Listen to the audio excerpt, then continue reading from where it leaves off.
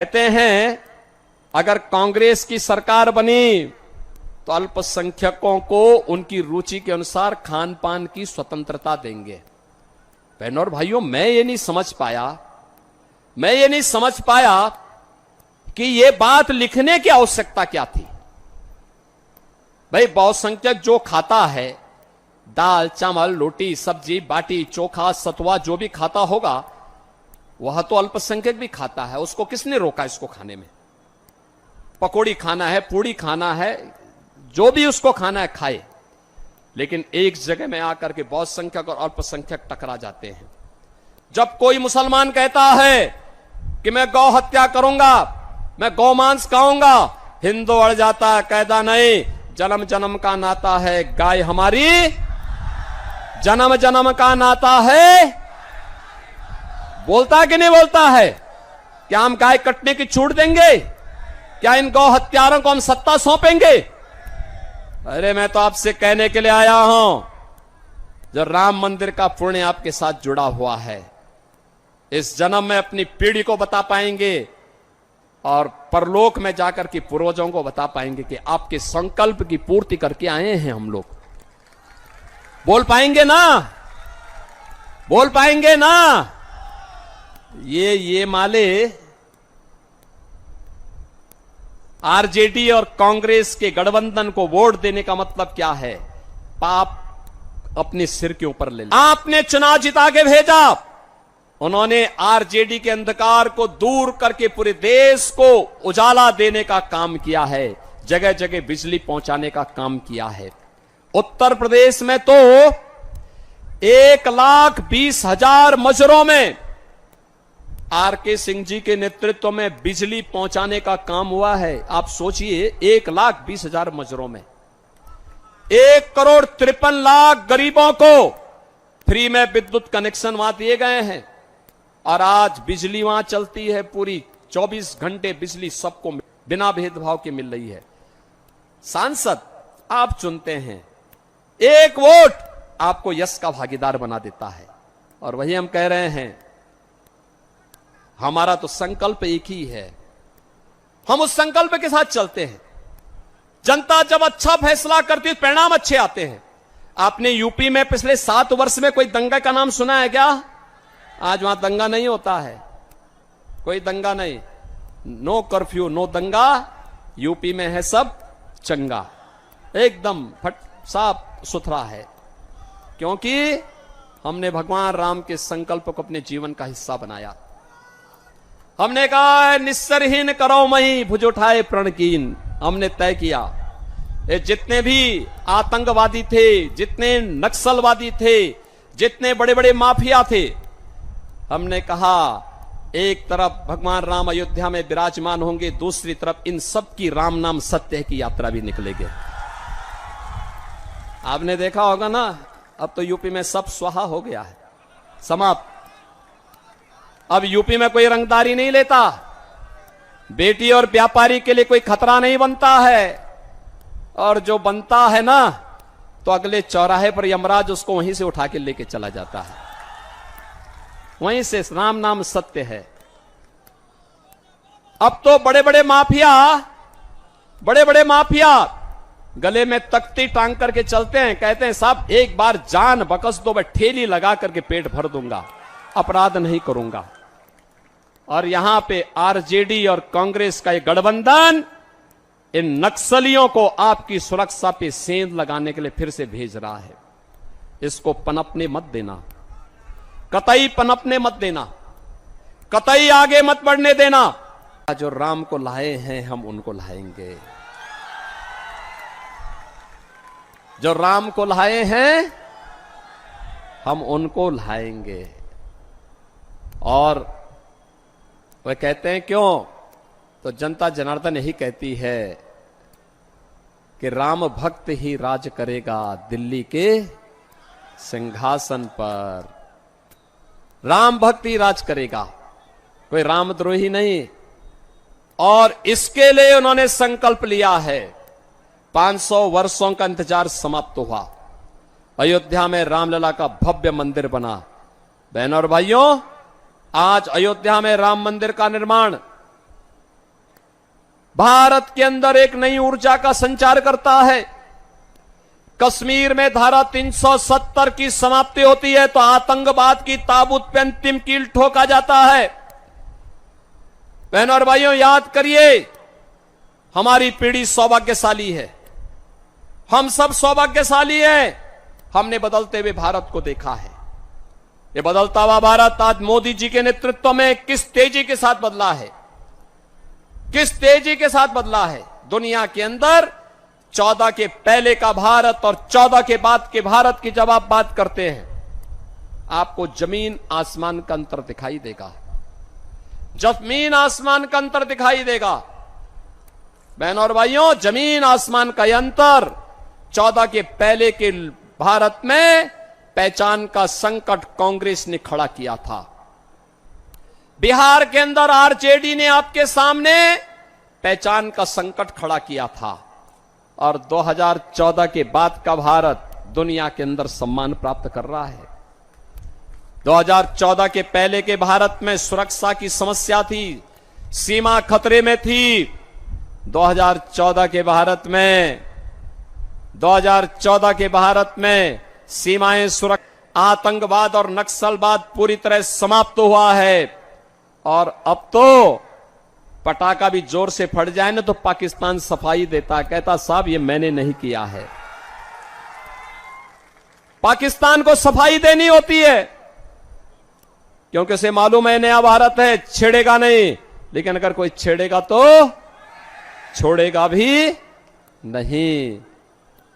बहनों और भाइयों, जब मजबूत हाथों में देश रहता है, ऐसे दुश्मन दब करके चलते हैं। और विकास के बारे में, हाईवे बन रहे हैं, 4 लेन, 6 लेन, 12 लेन के हाईवे, एक्सप्रेसवे बन रहे हैं, ट्रेन की नई नई सुविधाएं, वंदे भारत, अमृत भारत, नमो भारत। आरा का रेलवे स्टेशन ऐसे बन रहा है जैसे एयरपोर्ट बन रहा हो। हर घर नल की योजना, 1 district 1 medical college, AIIMS, IIT, IIM, IIIT, NIT, ये सब बन रहे हैं। 14 के पहले के भारत में गरीब भूख से मरता था, आज 80 करोड़ लोगों को फ्री में राशन की सुविधा का सौगात मिल रहा है। बहनों और भाइयों, याद करिए, और मैं कहता हूं उन लोगों को जो आज के समय में अपनी विफलता को छुपाने के लिए पाकिस्तान का राग अलाप रहे हैं, वे कृपया पाकिस्तान का राग अलापे नहीं, वे भारत का बोझ कम कर दें, पाकिस्तान में जाएं। हिंदुस्तान तो 80 करोड़ लोगों को फ्री में राशन दे रहा है और पाकिस्तान में कुल 23 करोड़ की आबादी भूखों मर रही है। वहां इन लोगों को भीख भी नहीं कोई देने वाला है। बहनों और भाइयों, ये नया भारत है। मोदी जी के नेतृत्व में जितनी पाकिस्तान की आबादी है, उससे बड़ी आबादी को 10 वर्ष में मोदी जी ने गरीबी रेखा से उभारने का काम किया है। आज याद करिए, 60 करोड़ लोगों को प्रतिवर्ष 5 लाख रुपए की मुफ्त स्वास्थ्य की सुविधा,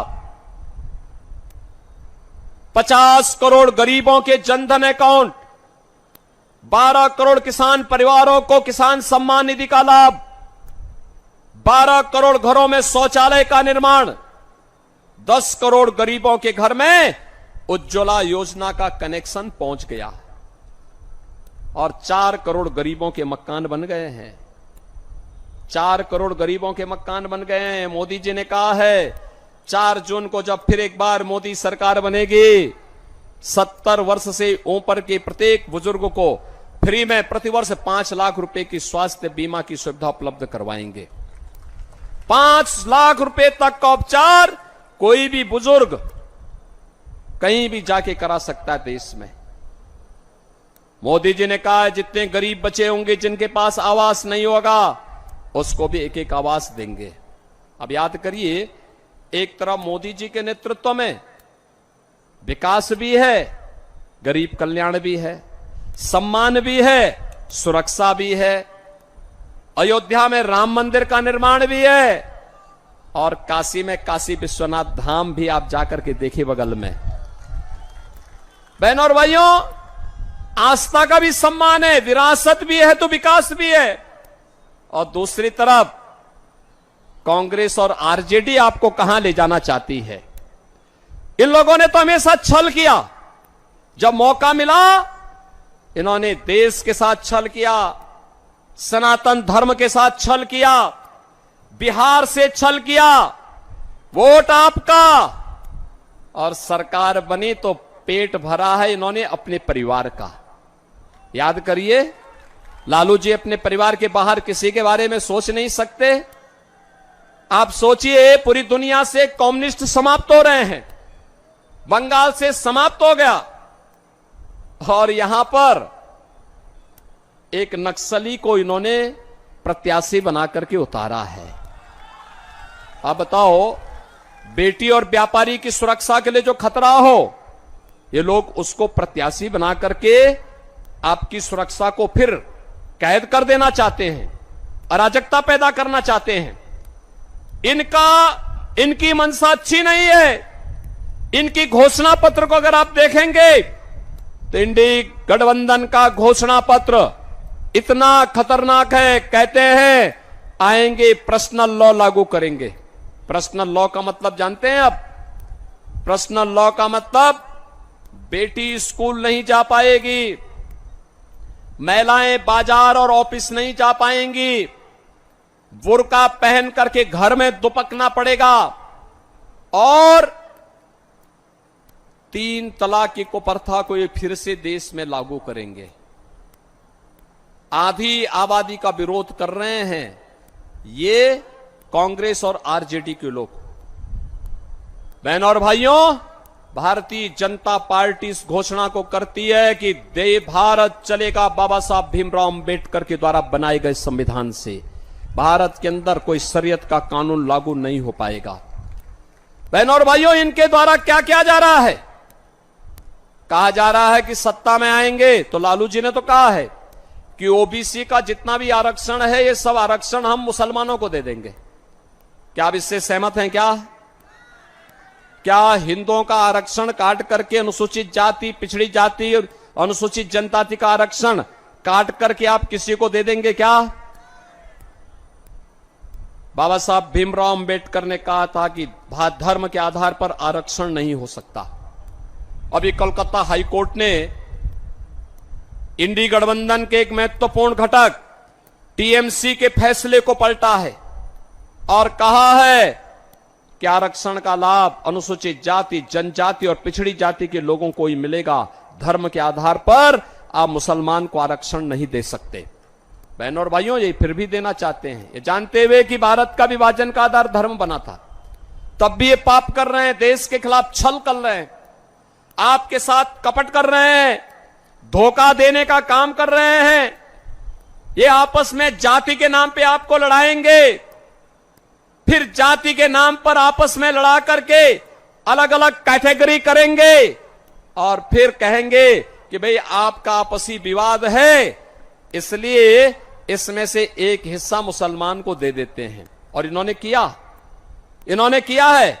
कांग्रेस ने कर्नाटक में मुसलमानों की कुछ जातियों को ओबीसी में शामिल करके ओबीसी का आरक्षण मुसलमानों को दे दिया है। आंध्र प्रदेश में कांग्रेस की जब सरकार थी उसने किया। एक होड़ सी लग रही है। बहनों और भाइयों, ये देश को बचाने का चुनाव है। कांग्रेस और इंडी गठबंधन के इस षड्यंत्र को हमें सफल नहीं होने देना है। राहुल गांधी से जब पूछा गया क्या करेंगे आप सरकार बनाएंगे, तो उन्होंने कहा गरीबी हटाएंगे। एक पत्रकार ने पूछा गरीबी तो आपकी दादी भी हटा रही थी, वो बेचारी हटाती हटाती चली गई, तो उन्होंने कहा हां मैं एक झटके में हटा दूंगा। याद करिए 1970 में श्रीमती इंदिरा गांधी जी ने गरीबी हटाओ का नारा दिया था। गरीबी तो हटी नहीं, लेकिन नारा 54 वर्ष के बाद भी उनका नाती वही नारा लगा रहा है, गरीबी हटाएंगे। पत्रकार ने कहा कैसे हटाएंगे बताओ, तो उन्होंने कहा संपत्ति का सर्वे करवाएंगे, एक्सरे कराएंगे और एक्सरे करा करके फिर विरासत टैक्स लगाएंगे। अब आप मुझे बताओ, संपत्ति आपकी, आपके पूर्वजों ने दी, आपके ग्रैंडफादर ने, आपके फादर ने, आपकी मां ने, आपके किसी ब्लड रिलेशन से वो संपत्ति आपके पास आई, वरासत के रूप में आपके पास आई। कांग्रेस कहती है उसमें हम वरासत टैक्स लगाएंगे। ये वरासत टैक्स का मतलब जानते हैं आप क्या है? वरासत टैक्स का मतलब है आधी संपत्ति कांग्रेस के लोग और आरजेडी को लोग ले लेंगे, और फिर लेने के बाद अफगानिस्तान, पाकिस्तान और बांग्लादेश से जो घुसपैठी आए हैं, रोहिंग्या आए हैं, इन लोगों में उस संपत्ति को बांट देंगे। जैसे आपके पिताजी ने, आपके दादा ने, बाबा ने कोई 4 कमरे का मकान बनाया है, आज अगर वे नहीं मकान आपके नाम पे आ गया, ये वरासत टैक्स लगाएंगे और कहेंगे 2 कमरे आपके पास रहेंगे, 2 कमरे किसी बाहरी मुसलमान को दे देंगे। क्या आप इसको स्वीकार करेंगे? क्या स्वीकार करेंगे? क्या आरा इसको स्वीकार करेगा? क्या बहन और भाइयों, ये कांग्रेस, आरजेडी और ये माले के अंदर औरंगजेब की आत्मा घुस गई है। औरंगजेब मुगलों का सबसे क्रूर बादशाह हुआ। कोई शरीफ मुसलमान भी अपने पुत्र का नाम औरंगजेब नहीं रखता है। इसलिए नहीं रखता है क्योंकि औरंगजेब ने सबसे पहले अपने भाई की हत्या की, फिर अपने बाप शाहजहां को, जिसने आगरा का ताजमहल बनाया था, उसको कैद किया। और अगर औरंगजेब और शाहजहां के बारे में पढ़ना है तो पटना की खुदाबख्त लाइब्रेरी में जाकर के पढ़िए। वहां पर इसके बारे में वो लिखता है शाहजहां कि तुझ जैसा कमबख्त पुत्र किसी को पैदा न हो, तूने जीते जी मुझे एक बूंद पानी के लिए तरसाया है। तो उससे अच्छा तो ये हिंदू है जो अपने बड़े बुजुर्गों का सम्मान करता है और मरने के बाद भी उनको श्राद्ध और तर्पण देकर के उनको जल देने का काम करता है। बहनों और भाइयों, औरंगजेब ने हिंदुओं पर एक कर लगाया था, उसका नाम था जजिया कर। जजिया कर हिंदुओं पे जबरदस्ती लगाया जाता था और कहा जाता था ये तो जजिया कर दो और नहीं तो मुसलमान बनो। बहनों और भाइयों, व्यापक पैमाने पे उसने धर्मांतरण किया था। ये कांग्रेस, आरजेडी और ये माले का वरासत टैक्स औरंगजेब का ही जजिया कर है। क्या हम स्वतंत्र भारत में कांग्रेस और इनके सहयोगियों को क्या ये जजिया कर देंगे? क्या हमें नहीं देना चाहिए, कतई नहीं देना चाहिए। ये तीसरी बात क्या कहते हैं? कहते हैं अगर कांग्रेस की सरकार बनी तो अल्पसंख्यकों को उनकी रुचि के अनुसार खान पान की स्वतंत्रता देंगे। बहनों और भाइयों, मैं ये नहीं समझ पाया कि ये बात लिखने की आवश्यकता क्या थी। भाई, बहुसंख्यक जो खाता है, दाल चावल रोटी सब्जी बाटी चोखा सतुआ जो भी खाता होगा, वह तो अल्पसंख्यक भी खाता है। उसको किसने रोका इसको खाने में? पकौड़ी खाना है, पूड़ी खाना है, जो भी उसको खाना है खाए। लेकिन एक जगह में आकर के बहुसंख्यक और अल्पसंख्यक टकरा जाते हैं। जब कोई मुसलमान कहता है कि मैं गौ हत्या करूंगा, मैं गौमांस खाऊंगा, हिंदू अड़ जाता है, कहता नहीं, जन्म जन्म का नाता है, गाय हमारी जन्म जन्म का नाता है। बोलता है कि नहीं बोलता है? क्या हम गाय कटने की छूट देंगे? क्या इन गौ हत्यारों को हम सत्ता सौंपेंगे? अरे मैं तो आपसे कहने के लिए आया हूं, जो राम मंदिर का पुण्य आपके साथ जुड़ा हुआ है, इस जन्म में अपनी पीढ़ी को बता पाएंगे और परलोक में जाकर के पूर्वजों को बता पाएंगे कि आपके संकल्प की पूर्ति करके आए हैं हम लोग। बोल पाएंगे ना? बोल पाएंगे ना? ये माले आरजेडी और कांग्रेस के गठबंधन को वोट देने का मतलब क्या है? पाप अपने सिर के ऊपर ले लिया। आपने चुनाव जिता के भेजा, उन्होंने आरजेडी के अंधकार को दूर करके पूरे देश को उजाला देने का काम किया है, जगह जगह बिजली पहुंचाने का काम किया है। उत्तर प्रदेश में तो 1,20,000 मजरों में आरके सिंह जी के नेतृत्व में बिजली पहुंचाने का काम हुआ है। आप सोचिए 1,20,000 मजरों में 1,53,00,000 गरीबों को फ्री में विद्युत कनेक्शन वहां दिए गए हैं और आज बिजली वहां चलती है। पूरी 24 घंटे बिजली सबको बिना भेदभाव के मिल रही है। सांसद आप चुनते हैं, एक वोट आपको यश का भागीदार बना देता है। और वही हम कह रहे हैं, हमारा तो संकल्प एक ही है, हम उस संकल्प के साथ चलते हैं। जनता जब अच्छा फैसला करती है परिणाम अच्छे आते हैं। आपने यूपी में पिछले 7 वर्ष में कोई दंगा का नाम सुना है क्या? आज वहां दंगा नहीं होता है, कोई दंगा नहीं, नो कर्फ्यू नो दंगा। यूपी में है सब चंगा, एकदम साफ सुथरा है, क्योंकि हमने भगवान राम के संकल्प को अपने जीवन का हिस्सा बनाया।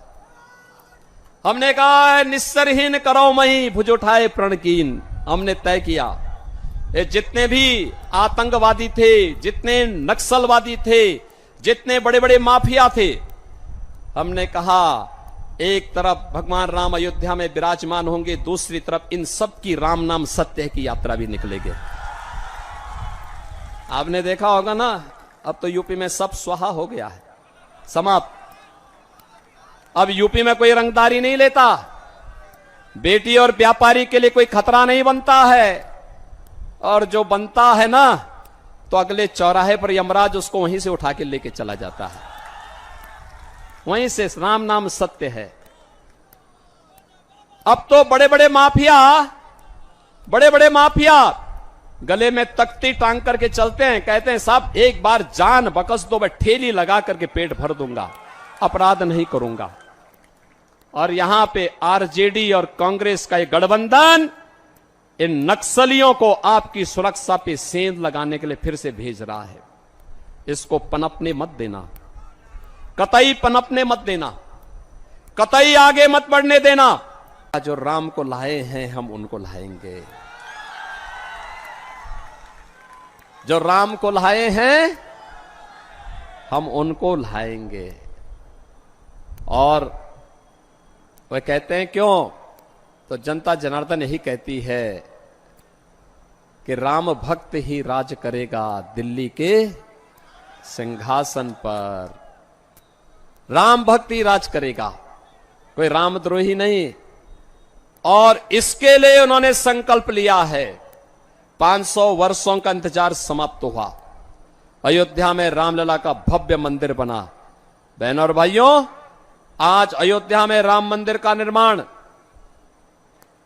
भारत के अंदर एक नई ऊर्जा का संचार करता है। कश्मीर में धारा 370 की समाप्ति होती है तो आतंकवाद की ताबूत पे अंतिम कील ठोका जाता है। बहनों और भाइयों, याद करिए, हमारी पीढ़ी सौभाग्यशाली है, हम सब सौभाग्यशाली हैं। हमने बदलते हुए भारत को देखा है। ये बदलता हुआ भारत आज मोदी जी के नेतृत्व में किस तेजी के साथ बदला है, किस तेजी के साथ बदला है। दुनिया के अंदर 14 के पहले का भारत और 14 के बाद के भारत की जब आप बात करते हैं, आपको जमीन आसमान का अंतर दिखाई देगा, जमीन आसमान का अंतर दिखाई देगा। बहनों और भाइयों, जमीन आसमान का अंतर 14 के पहले के भारत में पहचान का संकट कांग्रेस ने खड़ा किया था। बिहार के अंदर आरजेडी ने आपके सामने पहचान का संकट खड़ा किया था। और 2014 के बाद का भारत दुनिया के अंदर सम्मान प्राप्त कर रहा है। 2014 के पहले के भारत में सुरक्षा की समस्या थी, सीमा खतरे में थी। 2014 के भारत में सीमाएं सुरक्षित हैं, आतंकवाद और नक्सलवाद पूरी तरह समाप्त हुआ है।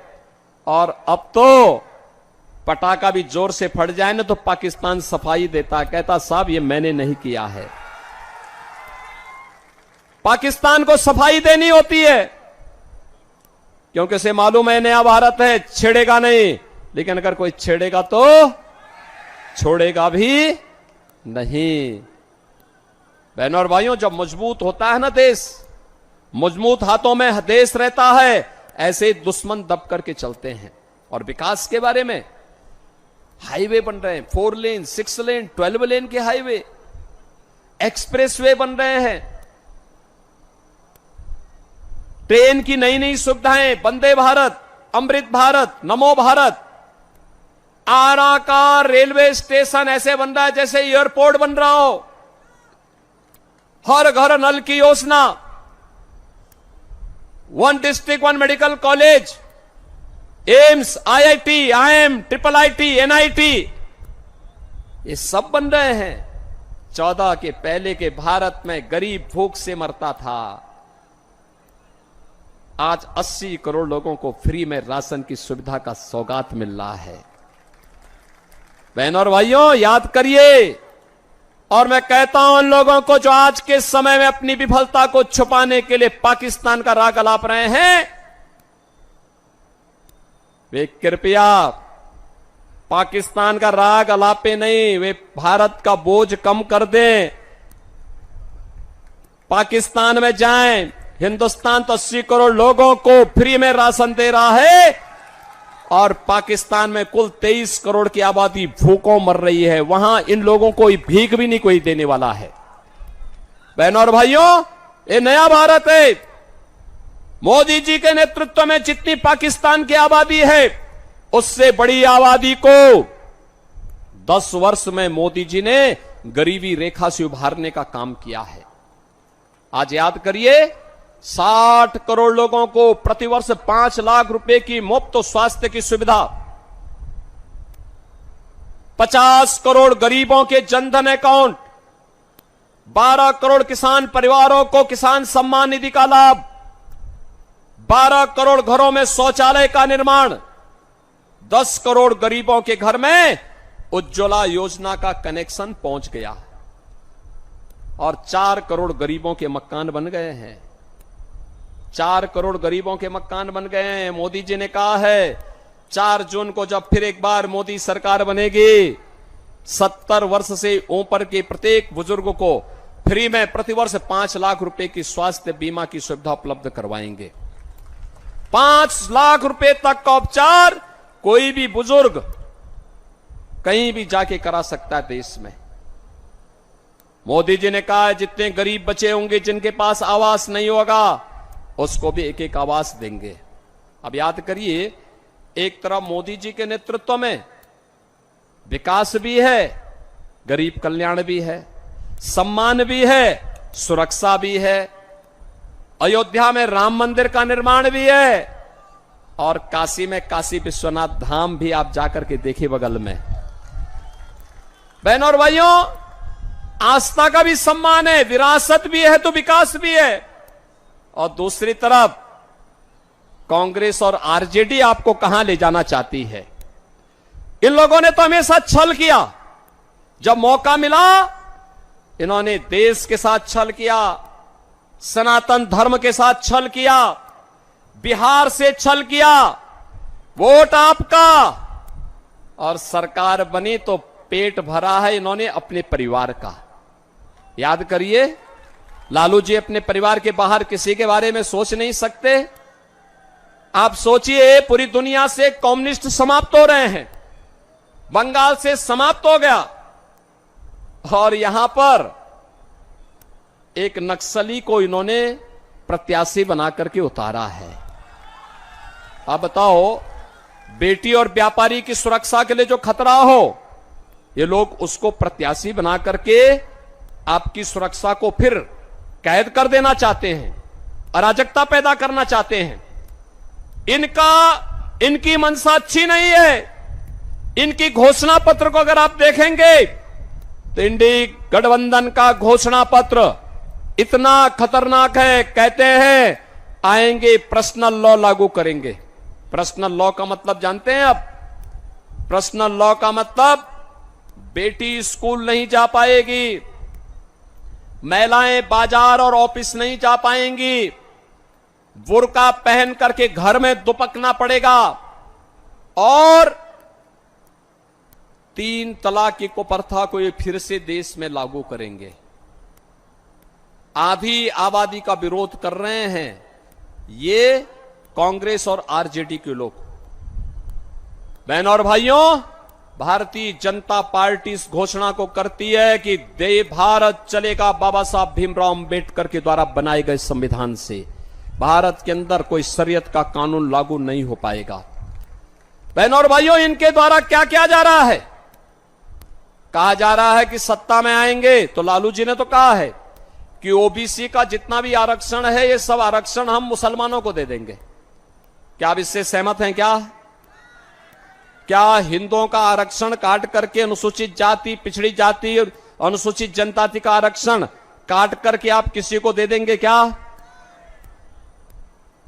बाबा साहब भीमराव अंबेडकर